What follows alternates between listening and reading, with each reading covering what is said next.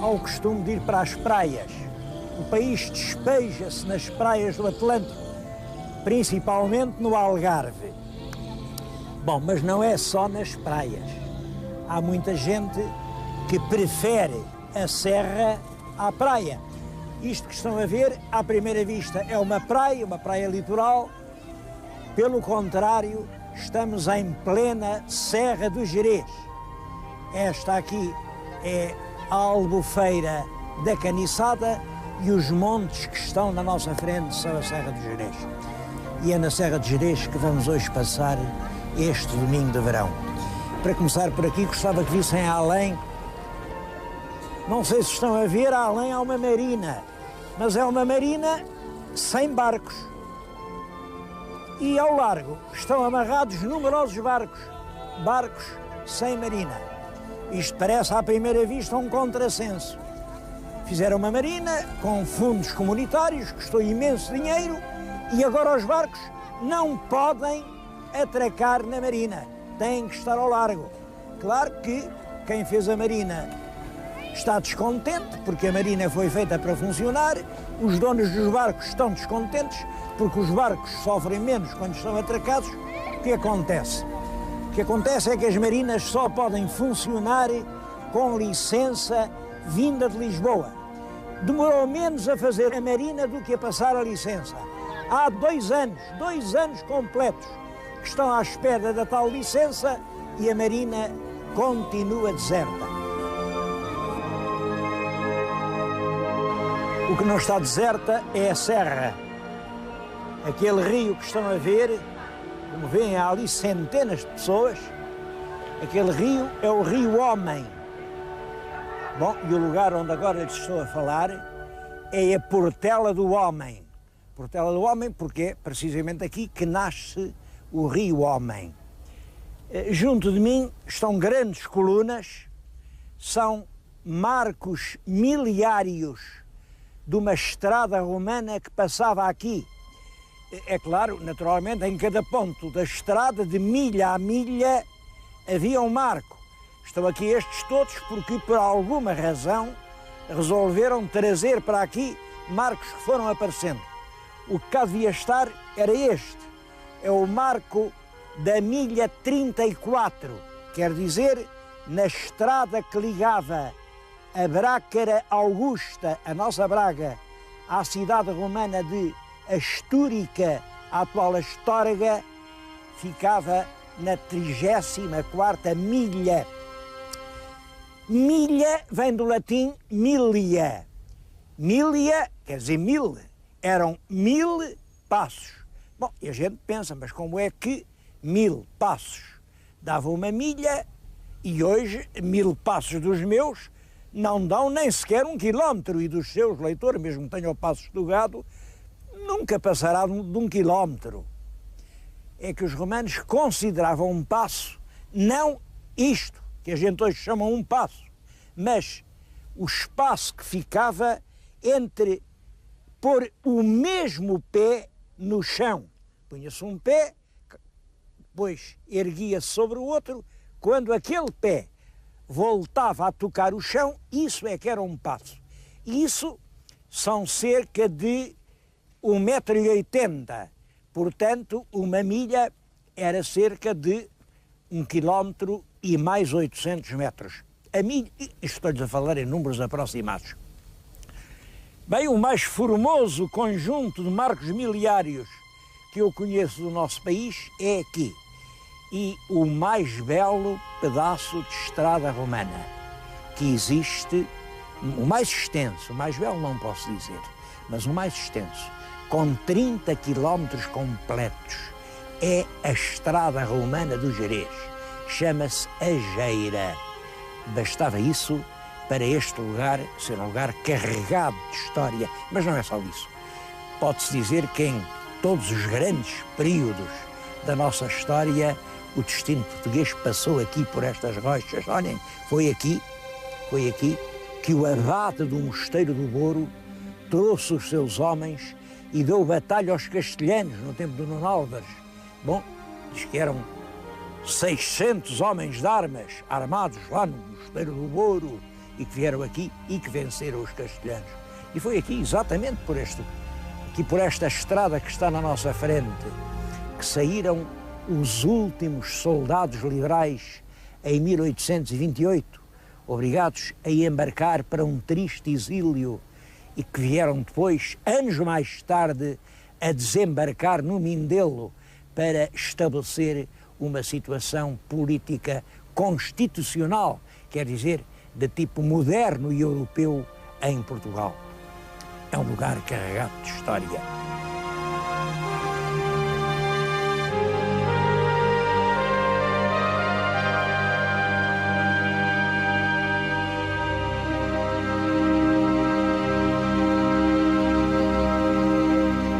Depois da época romana, toda a história da região está ligada a uma figura, São Bento. Eu agora estou-lhes a falar num convento que foi dos beneditinos, foi da Ordem de São Bento. Bom, sabem que o São Bento era um italiano ilustre, que entre os séculos V e VI se desgostou do descalabro que era toda aquela vida e que se foi reunir lá com os companheiros num pequeno cenóbio. Um cenóbio era um conventinho e aquilo rapidamente se multiplicou. É o próprio São Bento que fez a regra de 12 vezes 12. 12 conventinhos, cada um com 12 monges. Bem, e os 12 vezes 12 rapidamente se transformaram em 144 vezes 144 e a Ordem de São Bento alastrou na Europa inteira. Um dos pontos onde chegou foi aqui. Aqui, estou-lhes a falar no Boro. Este é o convento que hoje se chama de Santa Maria do Boro. Não é São Bento do Douro, é Santa Maria do Boro. Bom, mas isso também tem uma explicação. É que os tais frades de São Bento, que começam no século VI, VII, VIII, é no século VIII que eles chegam aqui à nossa península, nono, décimo, quando chegam ali ao século XII, já são uns frades muito ricos, acusados de ter muitos pecados, não sei se tinham, se não tinham, em suma, é dentro da Ordem de São Bento que surge uma grande reforma, a reforma de São Bernardo, a reforma de Cister, que deu uma ordem completamente nova a isto. Olhem, basta que lhes diga isto. Acho que é a primeira grande operação de branqueamento que a história conhece. Os hábitos dos monges eram pretos e ele transformou-os em brancos. Chamavam-lhe por isso os monges brancos. É claro que houve conventos de beneditinos que aceitaram com mais facilidade a reforma de Cister, com menos facilidade. Devo-lhe dizer que o nosso Dom Afonso Henriques ajudou muito essa conversão. O velho São Bento na nova Cister e, por exemplo, aqui no Boro, o Dom Afonso Henriques é ele quem patrocina a transformação da ordem em cistercienses. Se entrarem aqui na sacristia da igreja, que aliás é um dos mais belos monumentos do barroco português, a toda a volta da sacristia vêem cenas de um santo a fazer milagres. Não é o São Bento, é o São Bernardo. O São Bernardo que fez a reforma de Cister. Bem, o convento foi andando-se, desde o Dom Afonso Henriques até ao liberalismo, até estar abandonado, e hoje foi recuperado sob a forma de uma pousada de Enatur. Eu penso que esta obra merece um comentário. É realmente um aproveitamento perfeitamente exemplar, um respeito completo pelo que estava construído, mas ao mesmo tempo uma reutilização no sentido do conforto. Eu acho esta pousada uma das mais atraentes de toda a rede da Enatur. Entretanto, queria-lhes dizer isto. O São Bento, apesar de foram os frades de São Bernardo que transformaram isto em Santa Maria. O São Bernardo era muito devoto de Santa Maria e foi ele que em grande parte leva o nosso Dom Afonso Henriques a transformar Santa Maria na grande devoção nacional. Mas os velhos frades preferiam São Bento, o São Bento de Núrcia, o tal São Bento, olhem, era o do Monte Cassino, aquele grande monumento que os americanos arrebentaram à bomba e que hoje lá está outra vez. Aqui continua vivo o São Bento. Quem tiver dúvidas, que vá ver ali, não lhe chamam o São Bento, tem um nome mais carinhoso, é o São Bentinho. Não sei se o São Bentinho é um diminutivo carinhoso ou se vem de que nas orações da igreja, quando se falava em São Bento, chamava-se São Benedictus, porque é o nome dele em latim, Benedictus. É possível que se tenha dado São Bentinho, ou também é possível que o São Bentinho seja só um sinal do amor do povo. De qualquer maneira, hoje, aquela igreja de São Bento da Porta Aberta é um dos grandes santuários nacionais. Sob o ponto de vista das dádivas, das contribuições pecuniárias que recebe, é o segundo santuário português, logo a seguir a Fátima. Bom, e isto a mim surpreende-me até um certo ponto, porque o êxito de Fátima compreende-se bem. Fátima está ligada à ideia de paz, Fátima refere-se a acontecimentos muito modernos. Fátima começa em 1917, é um protesto da consciência contra a guerra. Fátima está incluída no culto mariano, que tem um vasto âmbito em todo o mundo.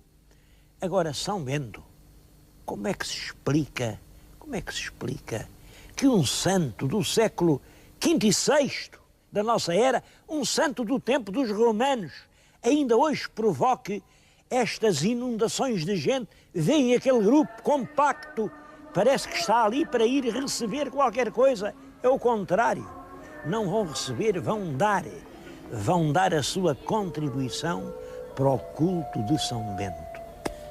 Quem pode explicar isso? Eu julgo que é realmente um sinal do caráter conservador destas gentes aqui da região do Gerês. Mas pode haver uma outra explicação. Esta igreja que está na nossa frente é a Senhora da Abadia. Vejam lá que invocação tão esquisita. Senhora da Abadia.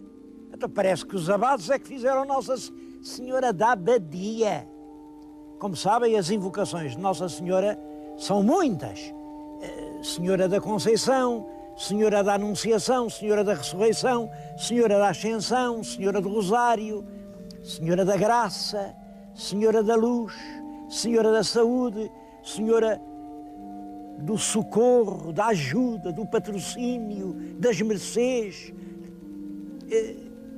Outras ligadas à nossa vida é a Senhora do Ó, que é a Senhora da Gravidez, a Senhora do Leite, é a Virgem Mãe que amamenta, a Senhora do Bom Sucesso, da Boa Hora, da Agonia, da Boa Morte, a Senhora que é simplesmente a Madre de Deus, ou as Senhoras das Viagens, a Senhora da Boa Viagem, a Senhora dos Navegantes, a Senhora dos Remédios, ou então senhoras que têm a ver com lugares. Aqui em Portugal, a Senhora de Fátima, ou a Senhora de Lourdes, ou a Senhora da Lapa, ou Guadalupe, ou da Estrela, ou do Sameiro, ou da Nazaré, das Navas, a Senhora da Rocha, a Senhora do Cabo.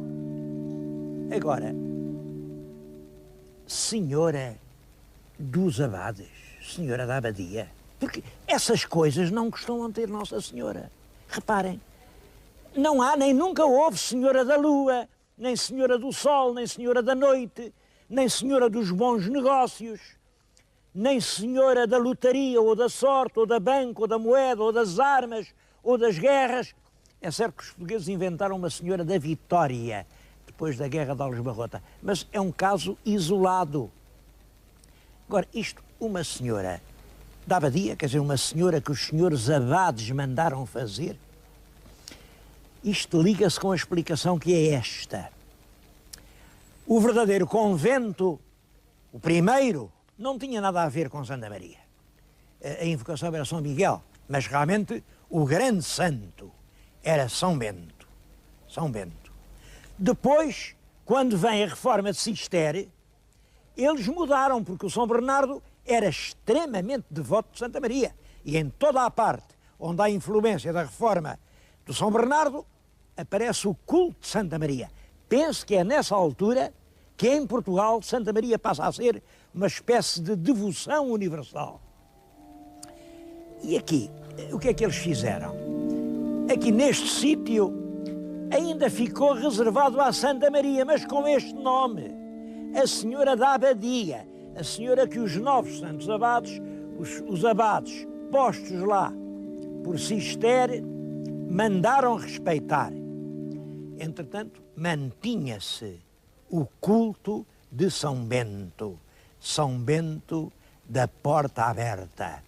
São Bento da Porta Aberta nestas terras, em que a peregrinação era um suplício, e quando havia um inverno rigoroso, e sempre uma porta que se abria a acolher os viandantes, ou nas securas do estio, uma porta sempre aberta, de par em par, uma porta que hoje continua aberta.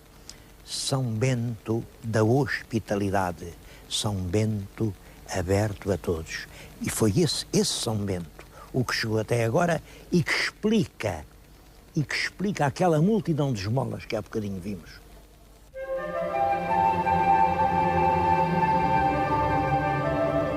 E uma porta aberta, num tempo de sofreguidão e de egoísmo, é uma coisa realmente importante. Eu estou a ligar isto com uma tradição que existe aqui no Gerês, que é uma tradição relacionada com um facto verdadeiro. Aí numa aldeia chamada Cabaninhas, onde passa um ribeiro, houve uma tremenda enxurrada no século XVII, sabemos exatamente a data. Foi na noite de 14 para 15 de dezembro de 1603. Matou meia aldeia e não ficou nenhuma casa, nenhuma, quer dizer, ficaram duas pequeninas lá ao fundo do povo. O resto, a aldeia foi literalmente arrasada pela força das águas.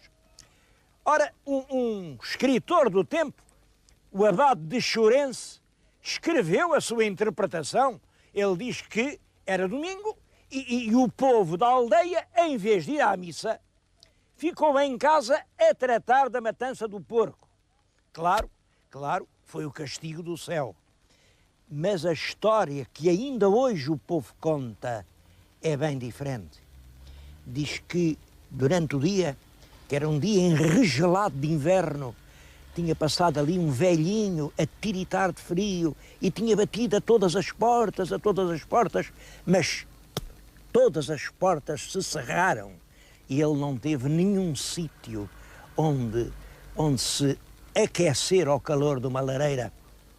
Só que lá ao fundo, em duas casas, exatamente as mais pequeninas, as mais pobrezinhas, acolheram o pobrezinho. Então não é que foram exatamente essas duas casas as que se salvaram da enxurrada? Não se está mesmo a ver que é milagre? É o milagre da porta aberta. Aqui eu estou a falar num sítio famoso da Serra do Gerês. Este é também um milagre da porta aberta. Era uma vez uma freira que vivia enclausurada num convento do Porto e que se apaixonou. Ela apaixonou-se, eu não sei bem por quem, há quem diga que foi por um garboso capitão francês, mas eu acho que isso que é uma imitação da freira de Beja. Há quem diga que foi por um castelhano. O que é certo é que os dois fugiram do convento e vieram arranjar um espaço livre aqui na Serra do Gerês. Fizeram uma cabana exatamente encostada a este rochete em que me encontro, e o que leem aqui é um soneto romântico que lembra ao viajante esses amores da freira fugitiva do convento. É uma história que o Camilo de Castelo Branco conta e que provavelmente lhe inspirou aquele romance A Doida do Candal. Qual é a verdade desta lenda? Eu não sei. Há quem jure que sim, até dizem o nome da freira e do espanhol. Há quem diga que não, que é apenas uma fantasia a que o gênio literário de Camilo Castelo Branco deu fora de verdade. Olhem, hoje é um lugar encantador onde há colmeias e, como veem, se vende o mel.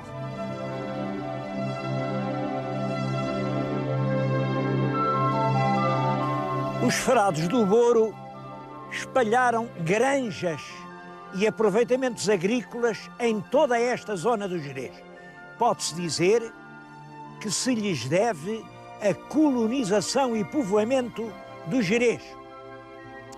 Uma parte da população vivia nessas granjas e a outra dedicava-se aqui nas serras ao pastoreio do gado e à produção de mel. Sobre gado, eu estou num lugar, isto pode parecer que não tem interesse nenhum. Realmente hoje é uma vaga depressão, mas isto é o vestígio de um monumento megalítico. Havia aqui grandes pedras que faziam os esteios e aqui neste ponto era a câmara funerária. Essa câmara tinha uma certa profundidade, ela está hoje completamente aterrada e serviu, já quase no nosso tempo, para caçar os lobos. Isto, com muitos rebanhos, há muitos lobos, claro, e havia, ainda hoje há alguns. Então usavam este estratagema aqui, no fundo, ficava a 2 ou 3 metros do ponto onde eu estou, punham uma ovelha velha, uma ovelha coitada, durante a noite, aflita, assustada, ela balia desesperadamente e os lobos passavam aqui. Isto era um dos caminhos que os lobos levavam, ouviam a ovelha, rondavam, até que, a certa altura, saltavam lá para dentro para comer a ovelha. Ali passavam a noite, porque depois não eram capazes de saltar outra vez cá para cima.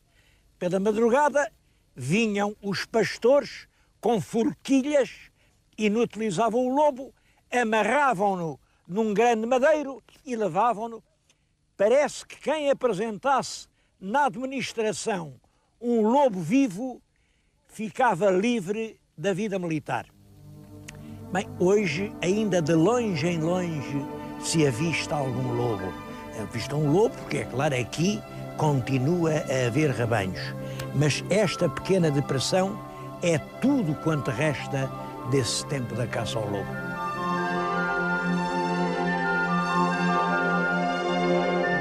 Em toda a serra há inúmeros enxames de abelhas e, portanto, uma grande produção de mel.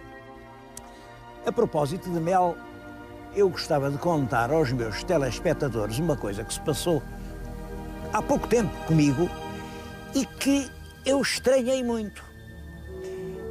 Foi numa pousada da Enatur.